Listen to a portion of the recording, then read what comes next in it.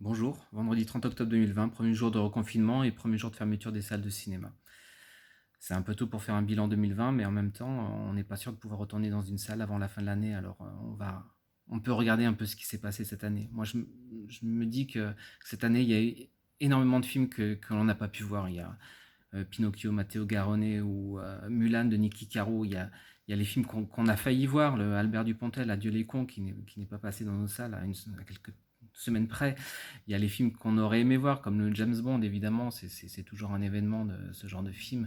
Il y a les films que l'on reverra, Cinébus, Antoinette dans les Cévennes, qui a eu une carrière de 2 jours simplement, et qu'on remontera bien sûr, parce que notre public a envie de voir ce genre de film qui fait du bien. Il y a les films que l'on a failli voir, Le Peuple Loup de Tom Moore ou Sylvain Tombe, Nora Martyriosian, dont les deux avant-premières étaient prévues dans nos salles malheureusement. Il y a tous les films qu'on a vus mais qu'on n'a pas pu montrer parce qu'on n'avait pas la place, on n'a pas eu le temps. Il y a Rouge de Farid Bentoumi, il y a ADN de Maïwen, il y a Gagarine de Fanny Liattard et Jérémy Trou, il y a un merveilleux premier film, il y a Slalom de Charlène Favier, il y a Calamity, le film d'animation de Rémi Cheyet, un des meilleurs films de l'année certainement. Il y a Joseph aussi, film d'animation de Aurel.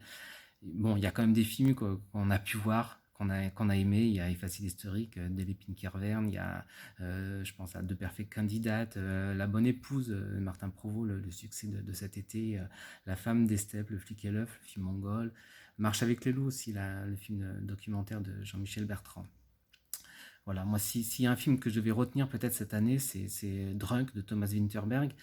C'est l'histoire de quatre amis quinquagénaires qui sont profs dans un lycée au Danemark et qui décident d'expérimenter la théorie selon laquelle il manquerait 0,5 g d'alcool dans le sang pour chaque être humain dès la naissance. Voilà.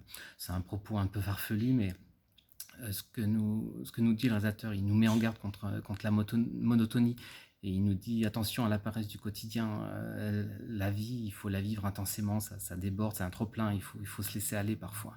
Et alors, enivrons-nous, mais pas d'alcool, évidemment, le film nous le dit bien que ça ne mène nulle part, c'est néfaste, mais il faut s'enivrer il faut s'enivrer de vie, il faut s'enivrer de passion, de beauté, tout ce qui nous fait du bien. Il faut s'enivrer de films, il faut s'enivrer de cinéma, et ça, c'est ce qu'on souhaite pour 2021. Alors, à bientôt dans les salles de Cinébus.